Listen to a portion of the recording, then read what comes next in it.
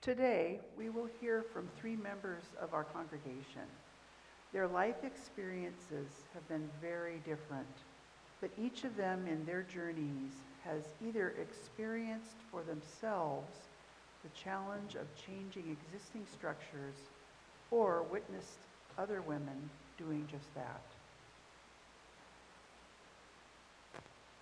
Dr. Elizabeth Davis Russell was born in Liberia and educated in England and the United States. She has doctorate degrees in education and psychology and worked in college administration in New York State and in Fresno. From 1989 through 2003, Liberia suffered through 2 devastating civil wars. 20 years ago, Dr. Davis Russell was asked by the president of Liberia to come back and help rebuild the country's infrastructure by creating, from the ground up, a college for teachers and other needed professionals. That school became Tubman University. Shelia Earl was born in East Texas. In college, she met Earl, married, had 2 children, and taught. When the kids were still young, Shelia and Earl lived and worked for 12 years in Africa as missionaries. Later, with another organization, they were sent to Albania and Macedonia over 20 years to help establish relationships and teach and help in any way they could during the Kosovo War. Amy Kilburn, a Selma native, has worked for 24 years as an upper elementary and junior high teacher in Clovis schools. 5 years ago, with others, she founded an organization called ACE, the Association of Clovis Educators, which aims to establish a union for all educators in the Clovis Unified School District.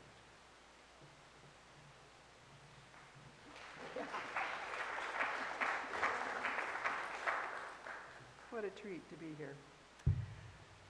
So, when you heard the topic of this talk, what life experience or experiences came to mind? Take a few minutes and share the story. I'm going first. I actually thought, what am I doing up here with these 2 people, wonderful people? But then it made me really think about the question. And I think about perceptions. We have set these perceptions in society like pink is only for girls. And until we challenge those perceptions, that is when change happens, right? Not all of our perceptions or the structures that we've created in society are bad, some are good, but sit and take time to question the why. Why is that the reality? And so some of the examples and stories from my work with ACE in Clovis Unified has been when I used to have a space in Clovis where I would occupy meetings with district decision makers, like the ones at the DO who really make and set plans. And so when I started this journey of building a union and an organization that uplifted the workers of Clovis Unified, there was a lot of disdain from leadership for me doing that. I was labeled a whistleblower or a dissenter. And it struck me when I was testifying, because I was one of 3 teachers, and the other 2 just testified for maybe like an hour or so, but I had multiple days of testimony. And I thought to myself, why is that even a term, whistleblower or dissenter, when you're speaking the truth of what takes place? And that goes to our perceptions. Why is it that we are not just honest about situations or what occurred, and that the one person who is willing to do that is then labeled the dissenter or the outsider? And I have lived and grown up in Clovis Unified my entire life, but I would now be considered an outsider because I told the truth. That is perception. That is a structure that has to be broken in society. Just 2 other things that came to mind for me was, last year we bargained our first contract with the school psychologists, which was a huge deal. And they were fighting for these test kits for students. And it's not a COVID test, it's a special education assessment. And they're the only ones with the credentials and the talents and the ability to do this. And they were not able to fulfill those responsibilities because Clovis Unified would not buy enough testing kits for this. So I encourage you to think of a kindergarten teacher, first or second grade teacher who has to approach a family and says, I think there's something going on with your precious child, right? I think that we need to have an assessment done. And so they bring and invite the family along in that journey. And then to go to the school psychologist and say, we are ready. We are ready to take this journey together. And the school psychologist having to say, wait a minute, I don't have the proper tools to do that. I don't have the proper tools to complete my job, so we're gonna have to wait a couple months until I can get the kit from another psychologist in the district. So that was stuff that they were bargaining for. But our school district chose to spend $7.5 million on the pool at Clovis West. Perception. It's a beautiful, beautiful facility. The perception is that these schools that have these great facilities are outstanding, and they are. That is a story that is true in our district. But there is also the story of the test kits that we have to fight for. We have to fight for them as educators. And the last one that just came to me this week, I've known about it for a while, but this is our newest fight, is that over the summer, we have our custodians that come in and clean our classrooms and get them ready for our students. We have solar panels on every single campus. They do not turn the air conditioning on for these teams that come through and clean the classrooms for our students and our educators when they come back in the fall. Why is that? We need to ask that question of why and change the perception that we do care for our workers as much as we care for our students and our facilities from the outside. I think this one works. So the title was Women Working to Change Existing Structures.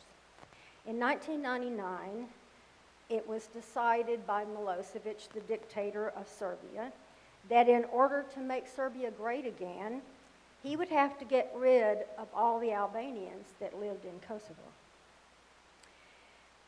Fahire was a young mother, 2 small children. She lived in the village of Krushimov. They were forced and driven out of their home. She and all of the other women in the village took their children, prepared to leave en masse, and their husbands stayed back in order to secure the land, secure the home, and take care of things while they thought they would be gone for a short period of time. She didn't know that was the last time she was going to see her husband. She returned, she went to a camp very close to our home with her children, and thankfully she was not separated from the women that she left Krushimov with. They were there for 6 or 7 months, and we met them. We were able to help in that camp. And when they returned home in the summer, there were 4 mass graves. It was one of the largest areas hit that hard by Milosevic and the people that destroyed their town. She did not know what she was going to do. Her father-in-law had gone with her because he was elderly, and she was there, the sole provider for 2 children and her father-in-law. She's a pepper farmer, and Ivar is one of the best things you've ever eaten, and it is a staple in Macedonia, Albania, and most of the Balkans. It's a pepper sauce that you can put on anything and it tastes better. And she would make Ivar, put it in jars, and she kept bees, so she was a beekeeper, and she would harvest her honey, sell her honey and Ivar in the market because she had to have some money. And so that was not enough. She decided that there are all these widows, and she would get them together to form a co-op. They began looking around how they could package their wares, their Ivar and the honey, and sell it in the big market, in a supermarket in Pristina, the capital where they lived, close to where they lived. They talked to the supermarket supervisor. He was thrilled because he didn't have enough. After the war, there were people that he needed to have the IVAR and groceries in the store. They made a label for it. They were prepared. There was one problem. They needed transportation. One of the families had a car, but none of the women could drive. They didn't have driver's license. So they got money together. They paid for her to take the driving test. She taught herself to drive the car, and she got her driver's license, and they were all prepared. The elderly men in the village that were left were very upset because she was stepping outside her role. She was supposed to be in the home, not running a business. They threw rocks at her car windows and broke them. They mistreated the women. They did not give up. They worked for hours and hours, and at one point, the men came in and destroyed all of the IVAR they had made. They kept going. They were discouraged, but they were determined they had to provide for their family. She made a company out of this, and today she supplies 50 women with jobs. They have marketed all over the Balkans, and she even got an export license to bring it to the United States. Her children, the 2 children that she was in the camp with, are now grown, and they have the inheritance of her business. And this co-op of women have made their Krushimad, their village, stronger. That's what I would call changing existing structures. Thank you, Sheila. When I looked at the topic, several experiences came to mind. But I will focus on 2 because I think that they presented the most resistant because of the level of the structure. That is, presidents of universities, tribal chiefs, etc. The first one was with the National Council of Schools and Programs of Professional Psychology. The professions are clinical psychology, counseling psychologists, and school psychologists. Now, each year, this National Council held an annual conference focused on issues of substance related to education and practice of professional psychology. I was a faculty member at that time at the associate professor level. I worked with the faculty of color across the member institutions to have one of the annual conferences focus on issues of racial, ethnic diversity in representation at all levels of the universities. That is, in terms of students, faculty, staff, administrators, etc., but also in terms of the curriculum of the departments. The governing body accepted the proposal and decided that Puerto Rico would be the site of the conference. The Coalition of Faculty of Color selected me as the conference chair. We felt that a conference focused on ethnic minority issues should be developed and conducted by people of color. The NCSPP governing body did not accept the proposal and insisted that since I was not a dean or president, one of those would have to co-chair the conference with me. Okay. we conceded and worked with a dean from one of the universities. We planned the conference focusing on recruitment and retention of students of color, recruitment and retention of faculty and administrators of color, curriculum and training, and intervention, meaning treatment, with clients of color. The conference progressed well, and until the Coalition of Faculty of Color presented the group with our resolutions. The first resolution would change the face of the governing body. We debated that issue well into the wee hours of the morning. When asked why they were resisting the resolution, one of the presidents of one of the universities voiced the concern of the white males who were members of this body. And the body was predominantly white males, because we were talking at that point about deans and presidents of universities. And I quote him, he says, "This resolution seeks to remove us from our positions of power and replace us with you," end quote.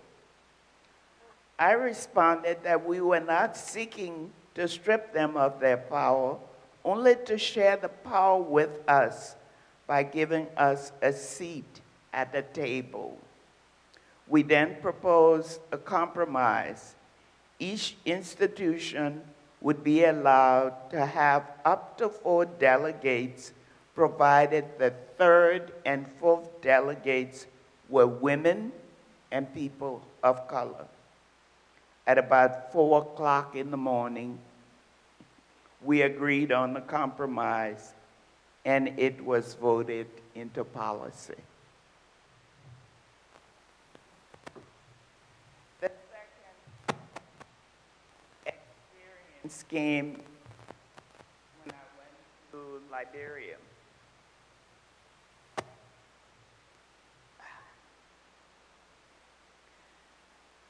I made a visit to a village where the chief was responsible for donating extra land to expand what was a college to a university. And so I went with some of my administrators to thank him for this generous donation. When I arrived, I noticed that, and when you arrive in the village, in most places where there are indigenous societies, in this case, the men were in the circle. And I noticed that there were no women at all. There were only men.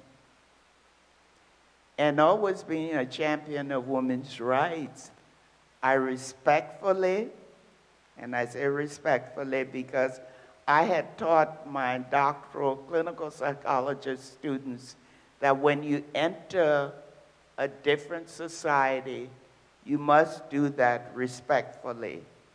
Not as a missionary that says, I'm coming to change your ways because you don't know any better, but respectfully. And so I turned to him and I said, Chief Lamb, I noticed that there are no women. Where are the women? And he responded that women are not allowed. And I said, well, you know, one of the things we will be working on is granting scholarships to your students to attend the university in exchange for your generosity. And since women are the ones who take care of the family. Don't you think that they would be interested in what is being decided about their children? And I think that struck a chord with him. So he said, yes, well, maybe we can have the women come. But he would not admit them in that inner circle. And so I suggested, I said, well, Chief, yes, what we can do? Can we have the women form a circle around your circle? And he consented to that.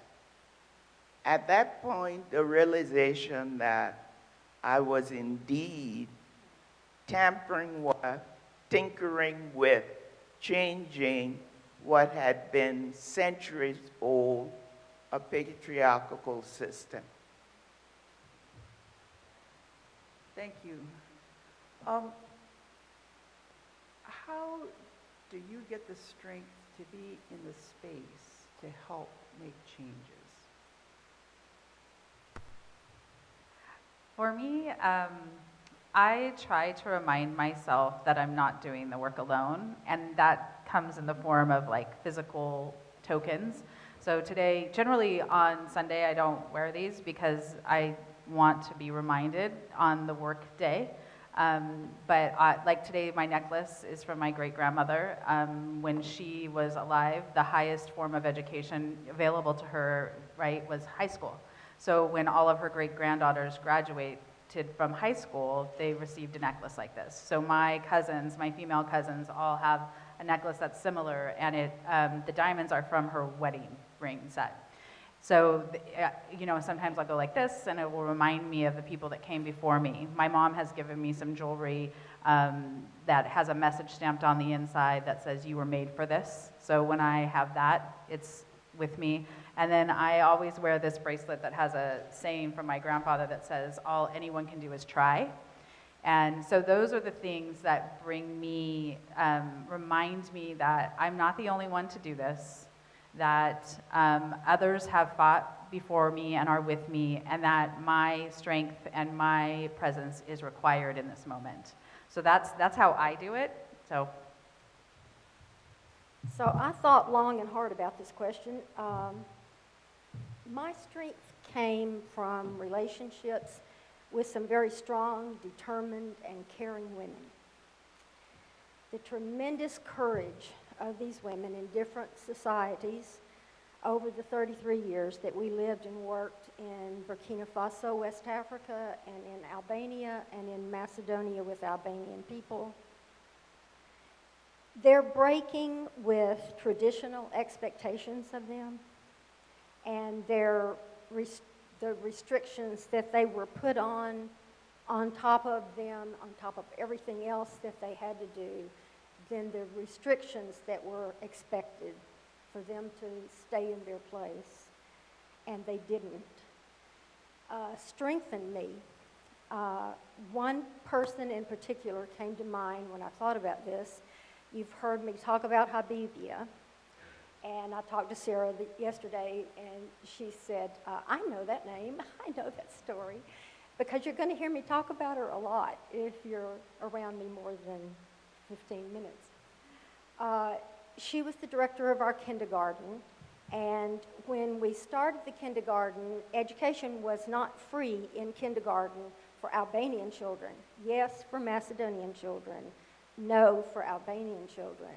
They were in the minority. And so she had a dream that she wanted a kindergarten where we could teach Albanian children and prepare them so they could take the test and enter school in first grade. We had 40 students in the school. We would have 20 in the morning, 20 in the afternoon, serve them a hot meal.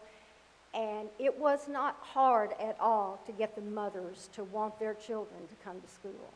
But the fathers were another problem. Those women are supposed to stay in their home. They have work to do. They don't have time to be involved in a school. But those women were so determined that the men gave in, and then it became a point of pride that their children went to kindergarten. It was all their responsibility and decision, and that seemed to be okay with the mothers because all they wanted was an education for the children. They did not socialize much outside the home until the kindergarten came along. The first year that we celebrated Mother's Day, March the 8th, International Women's Day, in Macedonia, at the kindergarten, we had half of the mothers because the fathers still didn't know whether they wanted their wives going down to that school and learning something different. They'd already disrupted things at home anyway. The second year, all the mothers came, but grandmothers came with them. Then from then on, the fathers said, when are we going to get to see what the kids are doing? So we would have programs that would involve invitations to the fathers to see what their children were learning. And I've said this several times that when we left, we retired in 2013, and when we left Macedonia, there was a young man that was helping move furniture downstairs for us because our 5th floor did not have an elevator at the time. And so there was a man inside the apartment, and he was standing and looking at me curiously. And I said, is there something I can do to help you? Are you all right? He said, I'm trying to figure out where I know you from. And I said, did you have a child go to the kindergarten? And he said, I certainly did. He was in the first class that you had. He said, that's where I knew you from. Well, I have to tell you that my son graduated from 8th grade today.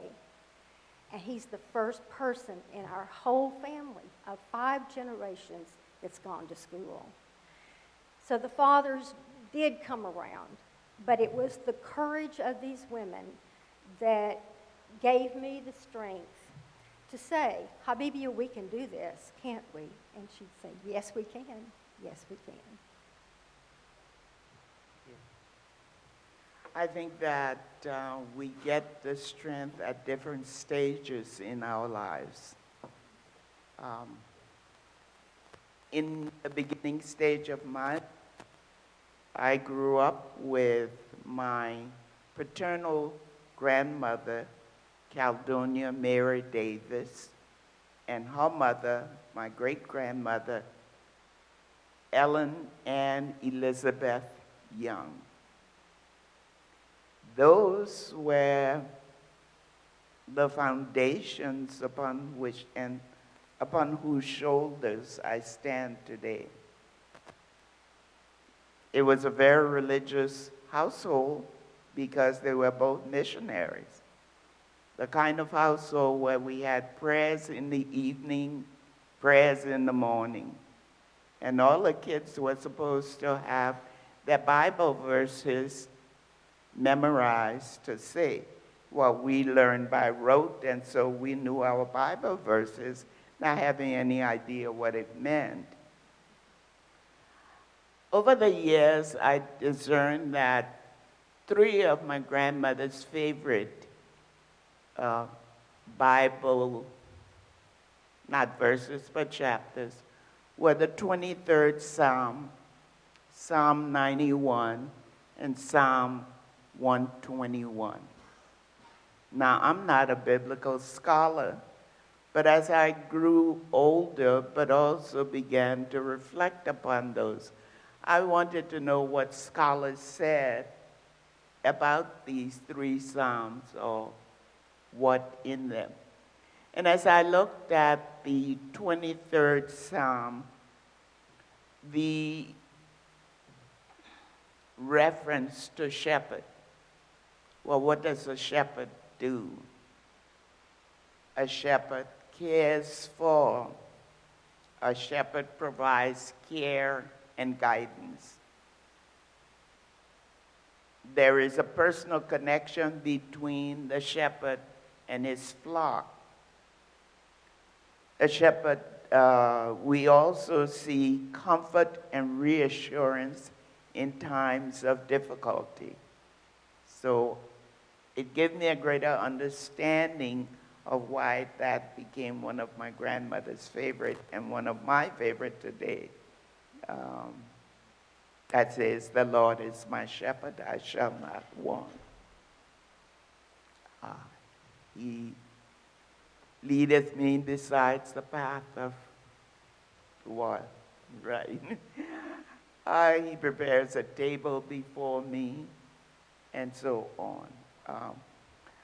So God's provision and God's protection. And this psalm to me seemed to be timeless, that it is not bound by time or culture, that as we look at the 23rd Psalm, we can indeed find the sustenance, the encouragement, the comfort, the reassurance to keep us going. Psalm 91, also, there is a promise of protection, trusting God, comfort, and hope. Wow, thank you. I am cognizant of the clock, and I have like 4 other questions, but I think we will skip those for now. While speaking to Shelia yesterday on the phone, I was struck by how powerful advocacy is, positively affecting generations. Let us all commit to listening to our still speaking God individually, to discern our own special gifts and to act on them. And let's resolve to express appreciation and support when we witness others using their gifts for the common good. Thank you.